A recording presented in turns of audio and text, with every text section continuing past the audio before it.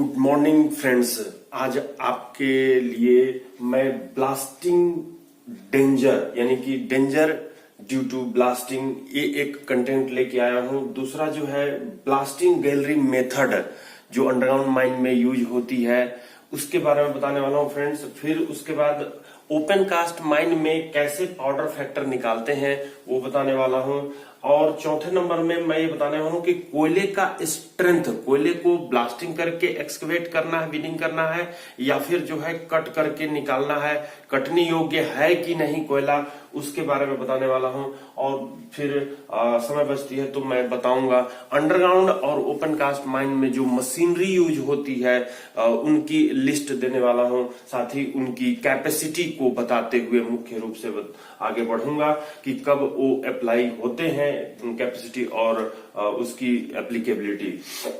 तो चलिए, Mishra sir mining class YouTube channel जो है, जो MCL, NCL, NLC और माइनिंग इंस्पेक्टर के लिए जो कंटेंट आपके सामने सिलेबस में दी हुई है उसको बताते हुए आगे बढ़ रही है। और जो विगत वर्ष के जो क्वेश्चंस आए हुए हैं डिफरेंट सब्सिडरी में उनके कलेक्शन चैप्टर वाइज करके मैं बताते जा रहा हूं, जो कि आज क्वेश्चन 16 के आगे की सॉल्यूशन मैं आपके सामने पेश करूंगा। तो ये जो पॉइंट दी हुई है इनको आप ध्यान में रखिएगा। ये 5 पॉइंट इसके तहत हम लोग पढ़ने का प्रयास करेंगे। मैं इसको मिटाता हूं। यहाँ पर आपके सामने सबसे पहले मैं लाया हूं डेंजर ड्यू टू ब्लास्टिंग।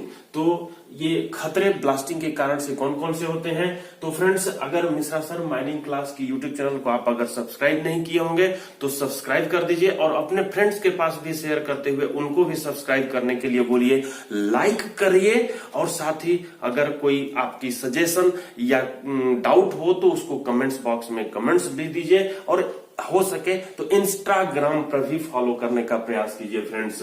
तो चलिए, मिश्रा सर माइनिंग क्लास की यूट्यूब चैनल को जहां तक आप सब्सक्राइब कर दिए होंगे, हम लोग आते हैं danger due to blasting in open cast mine.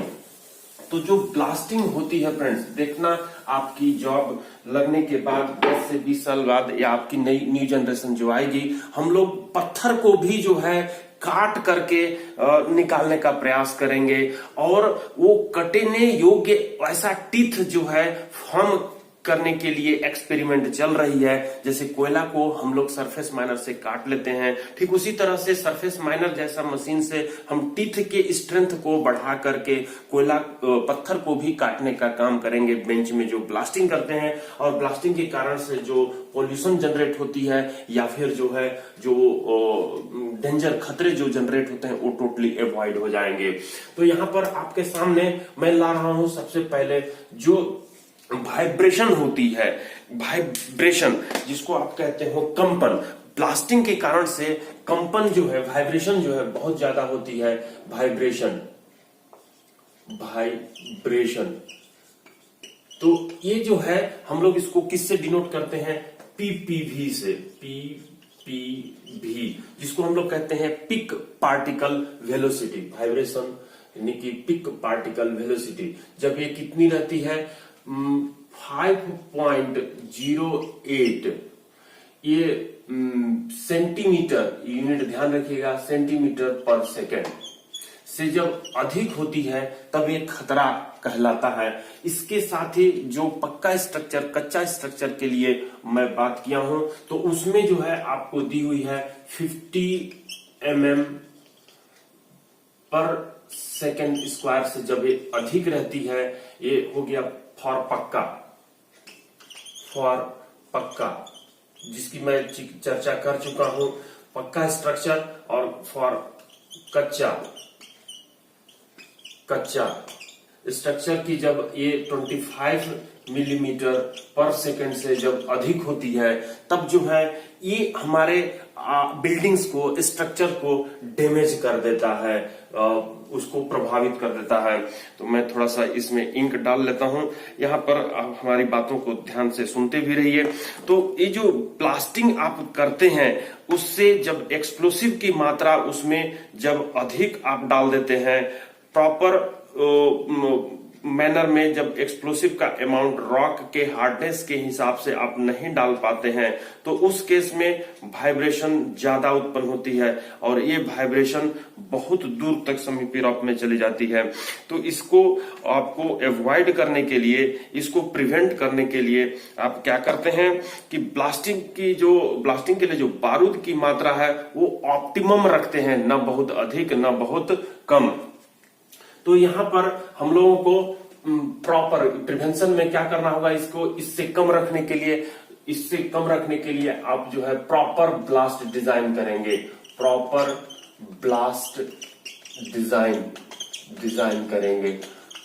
Blast design करेंगे। यूज ऑफ एक्सप्लोसिव ऑप्टिमम करेंगे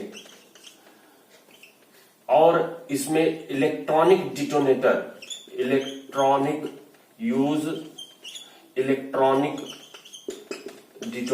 इसकी भी मैं चर्चा करूंगा। इलेक्ट्रिक डिटोनेटर की तो चर्चा करके मैं वीडियो में डाल दिया हूं, इलेक्ट्रॉनिक डिटोनेटर की भी चर्चा करूंगा। Use of electronic detonator for initiation, Nonel Raydet etcetera का इस्तेमाल करेंगे। तो जो है आपकी प्रॉपर ब्लास्ट डिजाइन तैयार करना है, स्पेसिंग, बर्डन, डेप्थ, डायमीटर, ये जो ड्रिलिंग का पैटर्न तैयार करते हैं, अमाउंट ऑफ एक्सप्लोसिव डिसाइड करते हैं, कौन सा इनिशिएशन लेना है, जो कि एक मॉडर्न इनिशिएशन सिस्टम कहलाती है। मॉडर्न इनिशिएशन सिस्टम कहलाती है। तो ये जो है एक आपने डेंजर देखा और उसका जो है प्रिवेंशन देखा। ठीक उसी तरीके से दूसरी डेंजर जो है वो है समीपी रॉक में माइग्रेट हो जाना, समीपी रॉक में प्रेशर का माइग्रेशन हो जाना। माइग्रेशन ऑफ प्रेशर, जब अब आप ब्लास्टिंग करते हैं तो ब्लास्टिंग से क्या जनरेट होती है, प्रेशर जनरेट होती है और वो प्रेशर जो है आसपास के रॉक में माइग्रेट हो जाती है। माइग्रेट ऑफ प्रेशर इन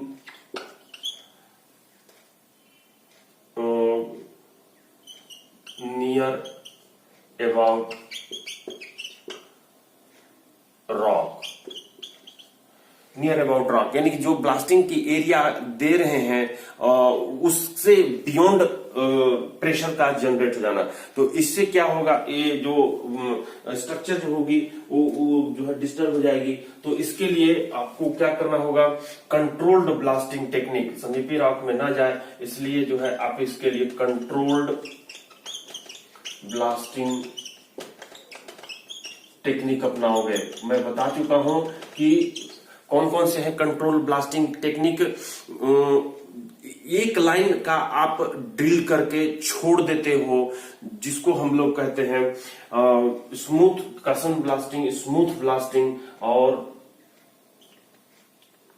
तो ये हो गई कंट्रोल्ड ब्लास्टिंग टेक्निक, जिसको आप जो है इस्तेमाल करते हो ओपन कास्ट माइन में। कंट्रोल ब्लास्टिंग टेक्निक से आप इसका दूर कर सकते हो।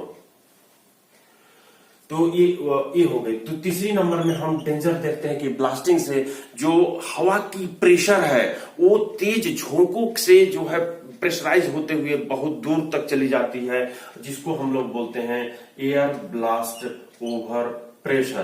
तो एयर ब्लास्ट ओवर प्रेशर जो होती है, एयर ब्लास्ट ओवर प्रेशर, तो ये जो ब्लास्टिंग के कारण से जो आसपास की एयर होती है वो दबाव महसूस करती है और वो दबाव महसूस करते हुए दूर तक चली जाती है। हवा का फ्लो के साथ, प्रेशर के साथ हवा जो है दूर तक चली जाती है।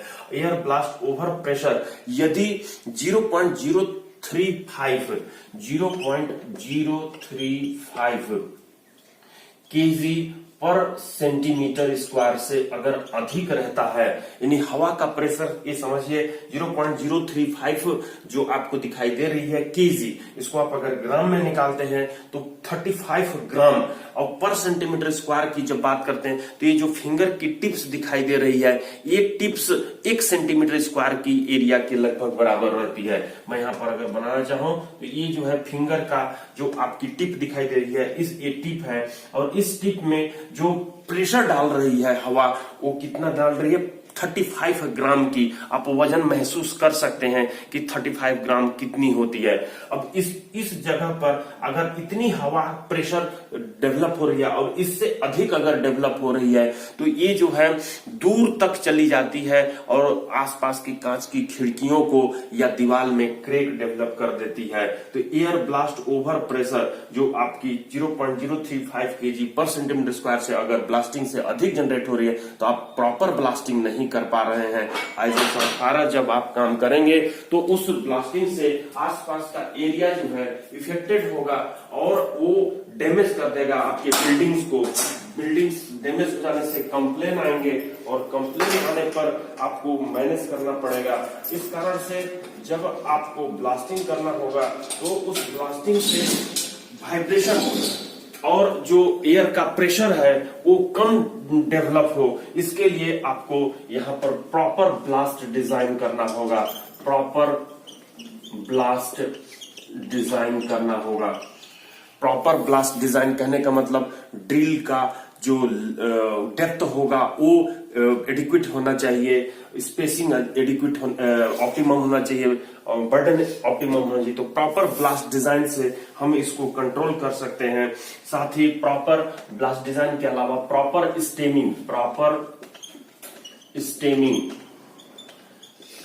स्टेमिंग चार्जिंग से हम लोग इसको मिनिमाइज कर सकते हैं। 0.035 केजी के बिलो हम लोग कर सकते हैं। तो ये जो है आपकी हो गई प्रॉपर ब्लास्ट डिजाइन से, प्रॉपर स्टेमिंग, प्रॉपर चार्जिंग से हम लोग जो है ये कर सकते हैं, मिनिमाइज, इसको कम रख सकते हैं। तो इसमें हमको ये ध्यान में रखना हो कि 0. ये इससे कम रहे, 0.035 केजी पर सेंटीमीटर स्क्वायर से ये कम करना है आपको, चाहे आप जो विधि अपनाइए। अब यहाँ पर चौथे नंबर में जहां तक है, नीचे में आपको दिखाई दे रही होगी, चौथे नंबर में जो है हम लोग जो अडॉप्ट करते हैं किस चीज के लिए, जो स्केल डिस्टेंस कहते हैं। स्केल डिस्टेंस ये एक आपका डेंजर है ब्लास्टिंग के कारण से, जो 22.27 मीटर पर केजी से अगर अधिक जनरेट होती है, 1 केजी से अधिक अगर जनरेट होती है, कहने मतलब 1 केजी बारूद के आवाज करने से यदि जो 22.27 अगर स्केल डिस्टेंस प्राप्त हो रहा है तो उस केस में हमको ज्यादा नुकसान होगा, आसपास का स्ट्रक्चर ज्यादा डिस्टर्ब होगा। तो इससे जो है हम लोग को ये कम रहना, ये इससे कम रहना, जो अपनी स्केल डिस्टेंस है इससे कम रहेगी। यानी कि 1 केजी के बारूद से अगर स्केल डिस्टेंस जो अपने 22.27 मीटर तक ही जो है वाइब्रेशन उत्पन्न हो रहा है, स्केल डिस्टेंस मिल रहा है, तो वो जो है हमारे लिए खतरा होगा। तो इसको जो है हम लोग अधिक करने का प्रयास करते हैं प्रॉपर ब्लास्ट डिजाइन से। प्रॉपर यानी एक एक्सप्लोसिव की मात्रा को कम करके, एक्सप्लोसिव की मात्रा को, चार्ज ऑफ एक्सप्लोसिव मिनिमाइज। जब आप जो डिवाइडेड में दिखाई दे रही है केजी की मात्रा को कम करिएगा तो ये स्वाभाविक है कि ये वैल्यू जो है अधिक आएगी। तो इससे जो है आपको 22.27 मीटर पर केजी लाना है ताकि जो है आपका डैमेज कम से कम हो। तो ये आपने देखा ब्लास्टिंग के कारण से। और क्या जनरेट होती है? डस्ट जनरेट होती है। डस्ट जो जनरेट होती है, अगर वो एटमॉस्फेयर में, लेडन एटमॉस्फेयर में 2 मिलीग्राम पर क्यूबिक मीटर से अधिक अगर हो रही है, तो उस केस में वो डाइल्यूट तो हो जाती है, लेकिन हमको उसके लिए प्रिवेंशन बरतना पड़ता है कि डस्ट जो है मिनिमम जनरेट हो, और उसके लिए प्रॉपर हम लोग एडिक्वेट प्रिकॉशन, वाटर स्प्रेइंग आदि जो है करते हैं। तो फ्रेंड्स, हम लोगों को ज्यादा डस्ट ब्लास्टिंग से तो उत्पन्न होना ही होना है, लेकिन हॉल रोड में जो डस्ट जनरेट होती है, जो ब्लास्टिंग से अलग आएगी, वो और कौन कौन सा डेंजर है जो ओपन कास्ट माइंस में हम लोग इसको मिटाने के बाद, एक क्वेश्चन करने के बाद जो है आगे की ओर बढ़ने वाले हैं। फ्रेंड्स देखिए आपके सामने क्या क्वेश्चन कहता है इसी से रिलेटेड। क्वेश्चन नंबर 16 क्या कह रहा है? In blasting in surface mine air overpressure is generated due to, यानी कि जब सरफेस माइन में आप ब्लास्टिंग करते हैं तो एयर ओवर प्रेशर जो जनरेट हो रही है, जो कि क्वेश्चन आ चुकी है आपके एग्जामिनेशन में, विगत वर्ष के एग्जामिनेशन में, ये क्या कह रही है कि ओवर प्रेशर, जो ब्लास्ट ओवर प्रेशर बोलते हैं या एयर ओवर प्रेशर बोलते हैं, AOBP, जिसको मैं अभी बताया था, जो कि 0.035 kg पर सेंटीमीटर स्क्वायर से अधिक होना एक खतरा है, उसको कम रखना होगा। तो यहाँ ऑप्शन ए दिया है, गैस रिलीज प्रेशर पल्स। ये किस कारण से होती है? वो गैस रिलीज प्रेशर पल्स, जब प्रेशर का पल्स जनरेट होता है, जब आप ब्लास्टिंग करते हो तो उससे जो पल्स जनरेट होता है, जो गैस रिलीज होती है, उसके कारण से ये कह रहा है। बी नंबर में क्या कह रहा है? Stemming release pressure pulse.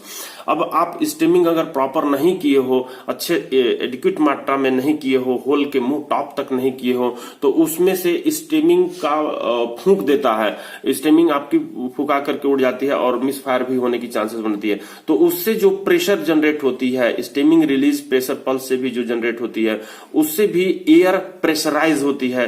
जो ब्लास्टिंग बेंच के ऊपर की एयर है वो प्रेशराइज होते हैं। अब यहां पर देखिए सी नंबर में कहते हैं रॉक प्रेशर पल्स। जब आप रॉक में ब्लास्टिंग करते हो तो जो उससे प्रेशर जनरेट होती है, वो आसपास के क्षेत्र में भी वो प्रेशर ट्रेवल करते हुए दूर तक चली जाती है।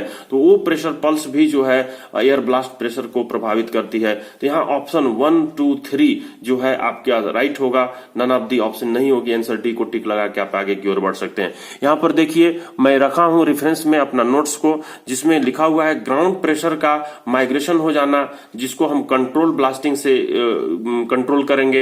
Air blast over pressure 0.035 kg पर सेंटीमीटर से अधिक होना, जिसको हम लोग ब्लास्ट डिजाइन प्रॉपरली करेंगे, ब्लास्टिंग परफॉर्मेंस ऐसा हो कि air blast over pressure 0.035 kg पर सेंटीमीटर स्क्वायर से कम रहेगी।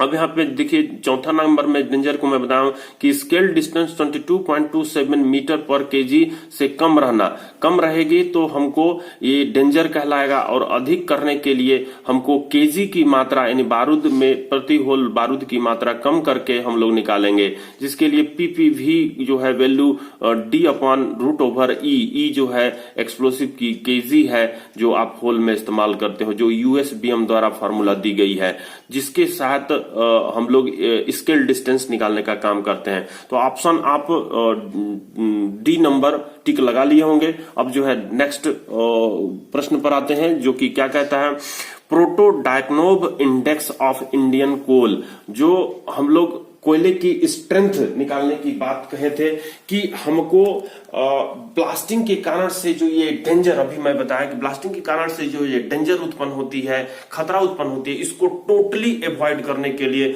हम लोग ब्लास्टिंग बंद करने वाले हैं फ्रेंड्स आने वाले 10 ईयर में। तो उस केस में जो ब्लास्टिंग बंद होंगे तो हम लोग कोयले को काटने का काम तो कर ही रहे हैं, साथ ही जो है पत्थर को भी काटने का काम करेंगे।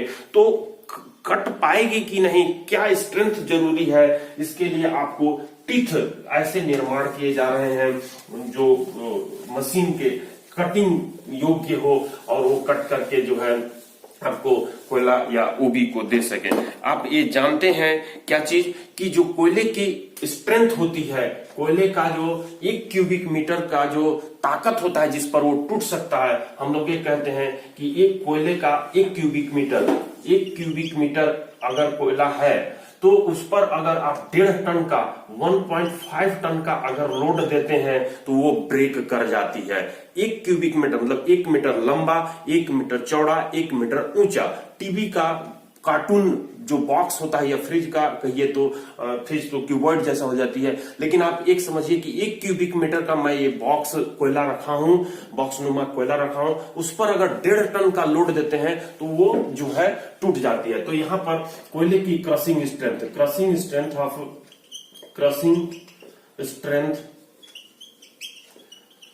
ऑफ कोल कितनी रहती है? 1.5 टन पर मीटर क्यूब रहती है। उसी तरह से एक दूसरी चीज आपको याद रखनी होगी कि इतना से अधिक ताकत वाला टीथ जनरेट करना होगा, दांत जनरेट करना होगा, जिससे कि कोयले को कट कर सके। तो कोयला को कट करने के लिए अंडरग्राउंड माइन में सीयरर आ चुकी है, कंटिन्यूअस माइनर आ चुका है। पहले हम लोग कोल कटिंग मशीन का भी इस्तेमाल करते थे, यानी कि वो टीथ जो दांत है वो 1.5 टन पर क्यूबिक मीटर का स्ट्रेंथ जनरेट कर रही है।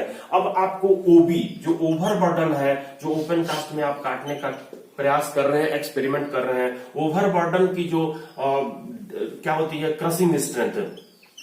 क्रशिंग स्ट्रेंथ जिस पर कि वो टूट जाए, जिसको आप कहते हो कि वो टूट जाए। तो यहाँ पर हम लोग का इंडियन जो कोयला है, जो सेडिमेंट्री उसके ऊपर रॉक है, वो जो रॉक है वो 1 क्यूबिक मीटर, जैसा पहले कोयले के लिए देखे थे कि 1 क्यूबिक मीटर का मैं हाथ में उठा करके रखा था, उसी तरह से पत्थर को जब मैं 1 क्यूबिक मीटर लंबा, 1 क्यूबिक मीटर चौड़ा और 1 मीटर ऊंचा जो मैं पत्थर रखा हूं, इसके ऊपर 2.5 टन 2.5 टन का जब लोड देते हैं तो वो जनरली ब्रेक कर जाती है। ऊपर नीचे होती है, हार्डनेस के अनुसार बढ़ती घटती है, लेकिन जनरली हमें कहते हैं कि 2.5 टन का जब उसके ऊपर लोड देते हैं तो वो जो है ब्रेक कर जाती है। इसका मतलब क्या हुआ फ्रेंड्स कि ऐसा टीथ आपको जनरेट करना है, एक्सपेरिमेंट चल रही है, जिसके जो कि वो पत्थर को भी वो काट सके, काट के निकाल सके। तो हमको ओबी का क्रशिंग स्ट्रेंथ पता चल गया। तो टीथ का जनरेशन जैसे surface miner open cast mines में कोयला को कट करने के लिए इस्तेमाल में लाई जा रही है कई माइंसों में, ठीक उसी तरीके से पत्थर को कट करने के लिए हम टीथ जो सरफेस माइनर है उसको एक्सचेंज करके, बदल करके जो 2.5 टन तक का ओबी को कट कर सके। तो कौन सा ओबी कितना ताकत पर टूटेगी या कौन सा कोयला कितना ताकत पर टूटेगा, इसको निकालने के लिए एक साइंटिस्ट है जिसका नाम है प्रोटोडायग्नोव, जिसकी वीडियो पहले भी मैं अपलोड कर चुका हूं। तो ये प्रश्न पूछी गई है आपके एमसीएल के एग्जामिनेशन में। प्रोटोडायग्नोव ये एक साइंटिस्ट है जो अपने नाम पर बता दिए हैं प्रोटोडायग्नोव स्ट्रेंथ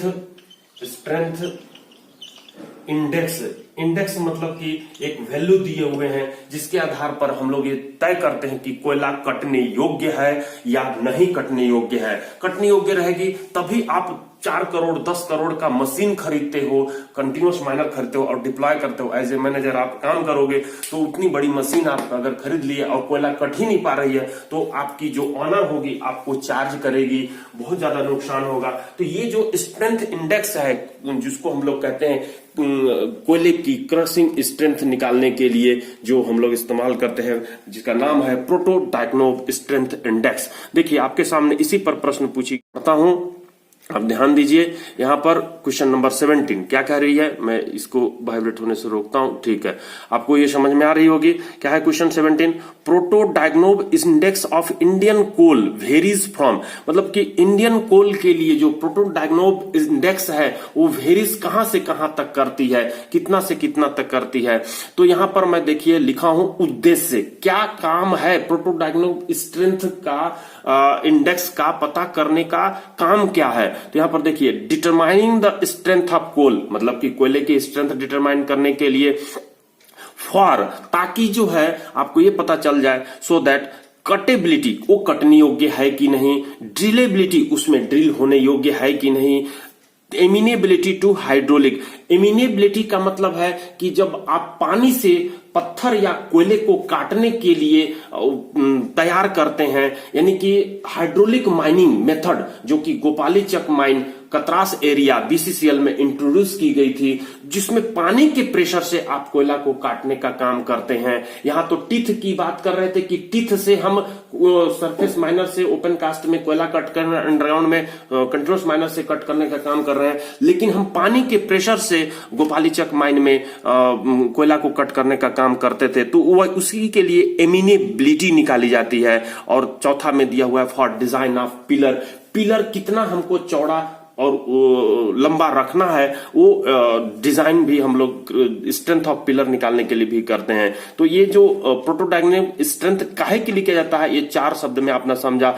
अब यहां पर देखिए माइनिंग ऑफ कोल सीम, और कोल सीम में माइनिंग करना है कि नहीं, जिसके लिए हम ये जो प्रोटोडायनेमिक स्ट्रेंथ है उसको लिए निकालने के लिए हम 10 mm साइज का, 10 mm साइज यानी कि 1 सेंटीमीटर साइज का हम सैंपल लेते हैं। पहला चीज आपको 10 मिलीमीटर यानी कि 1 सेंटीमीटर, जो कि आप स्केल में देखते होंगे कितनी बड़ी साइज रहती है, एक लूडो की गोटी के बराबर, लूडो की गोटी के बराबर आपको सैंपल का साइज लेना है।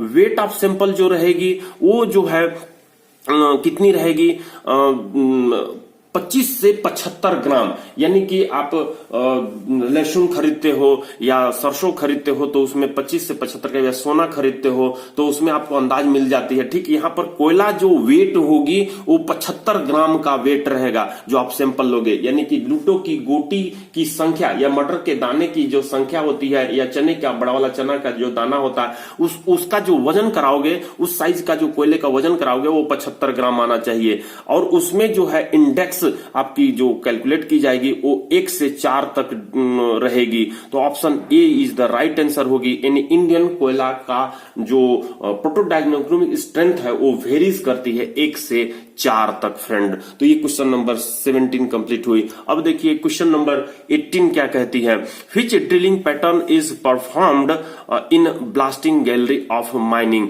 तो इसमें से कौन सी ड्रिलिंग पैटर्न है जो कि ब्लास्टिंग गैलरी के लिए परफॉर्म की जाती है। तो यहां पर मैं ब्लास्टिंग गैलरी मेथड को बताने वाला हूं। आप नेक्स्ट वीडियो में मैं इसको आपको बताऊंगा कि ब्लास्टिंग गैलरी मेथड किस तरीके से जो है परफॉर्म की जाती है। इसके साथ साथ अगली क्वेश्चन जो है आपको एक होल जो शॉर्ट होल करते हैं ओपन कास्ट माइन में, पत्थर में, उससे हम लोग कैसे पाउडर फैक्टर निकालते हैं उसको मैं बताऊंगा। फिर जो है ओपन कास्ट और अंडरग्राउंड माइन में जो मशीनरी इस्तेमाल की जाती है फ्रेंड्स, उसको मैं बताऊंगा जो आपकी प्रश्न पूछी जा चुकी है। तो थैंक यू। आप मिश्रा सर माइनिंग क्लास की यूट्यूब चैनल को सब्सक्राइब कर दिए होंगे और फ्रेंड्स के पास भेजकर भी उनको सब्सक्राइब करने के लिए बोले होंगे अथवा आप बोलेंगे। तो साथ ही आप लाइक कर दीजिए, और अगर कमेंट बॉक्स में कोई डाउट है तो कमेंट बॉक्स में अवश्य दीजिए फ्रेंड। Thank you.